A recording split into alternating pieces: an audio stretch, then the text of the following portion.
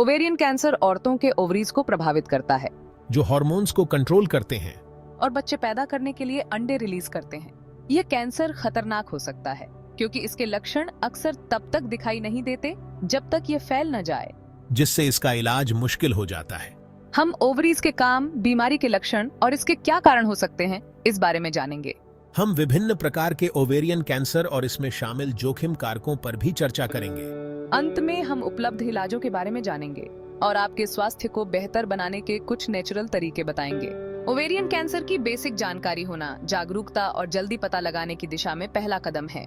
इस बीमारी के बारे में जानकर हम खुद को और अपने प्रियजनों को अपने स्वास्थ्य की जिम्मेदारी लेने के लिए सशक्त बना सकते हैं। आइए इस महत्वपूर्ण विषय के बारे में और जानें। अगर आपके कोई सवाल या शंकाएं हैं तो कृपया उन्हें कमेंट बॉक्स में लिखें। हम आपके सवालों का जवाब देने की पूरी कोशिश करेंगे। ओवरीज छोटे बादाम के आकार के अंग होते हैं जो एक महिला के पेल्विस में गर्भाशय के दोनों ओर स्थित होते हैं। ये जरूरी हार्मोन्स बनाते हैं, एस्ट्रोजन और प्रोजेस्टेरोन, और ओव्यूलेशन के जरिए अंडे रिलीज करते हैं। एस्ट्रोजन मासिक धर्म चक्र को नियंत्रित करता है, जबकि प्रोजेस्टेरोन गर्भावस्था के लिए गर्भाशय को तैयार करता है। हर महीने एक ओवरी एक विकसित अंडा छोड़ता है जिसे शुक्राणु द्वारा निषेचित किया जा सकता है। ओवरीज के महत्वपूर्ण कार्यों को समझने से हमें यह समझने में मदद मिलती है कि ओवेरियन कैंसर महिला के शरीर पर क्या प्रभाव डाल सकता है। ओवेरियन कैंसर को अक्सर साइलेंट किलर कहा जाता है क्योंकि इसके शुरुआती लक्षण अस्पष्ट हो सकते हैं। आम लक्षणों में पेट का फूलना, पेल्विक दर्द और मल त्याग की आदतों में बदलाव शामिल हैं। कुछ महिलाओं को अचानक वजन कम होना, थकान या पीठ दर्द का भी अनुभव हो सकता है। अगर आपको योनि से असामान्य रक्तस्राव होता है, खासकर मेनोपॉज के बाद, तो तुरंत डॉक्टर को दिखाएं। ओवेरियन कैंसर के इलाज के बेहतर परिणामों के लिए जल्दी पता लगाना महत्वपूर्ण है। ओवेरियन कैंसर के सटीक कारण अभी भी पूरी तरह से समझ में नहीं आए हैं, लेकिन कई कारक जोखिम को बढ़ा सकते हैं। उम्र एक महत्वपूर्ण जोखिम कारक है क्योंकि ज्यादातर मामले 50 साल से ज्यादा उम्र की महिलाओं में पाए जाते हैं। परिवार का इतिहास और जेनेटिक परिवर्तन जैसे BRCA1 और BRCA2 भी भूमिका निभाते हैं। जीवन शैली के कारक जैसे आहार ओवेरियन कैंसर के विकास में योगदान कर सकते हैं।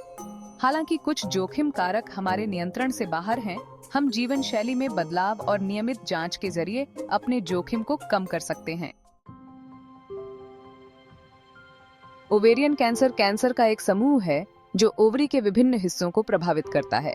सबसे आम प्रकार एपिथेलियल ओवेरियन कैंसर है, जो ओवरी की सतह को कवर करने वाली कोशिकाओं में शुरू होता है।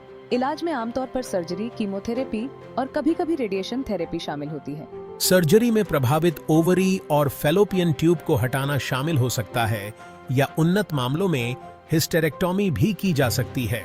कीमोथेरेपी कैंसर कोशिकाओं को मारने के लिए दवाओं का उपयोग करती है, जबकि रेडिएशन थेरेपी उच्च ऊर्जा किरणों का उपयोग करती है।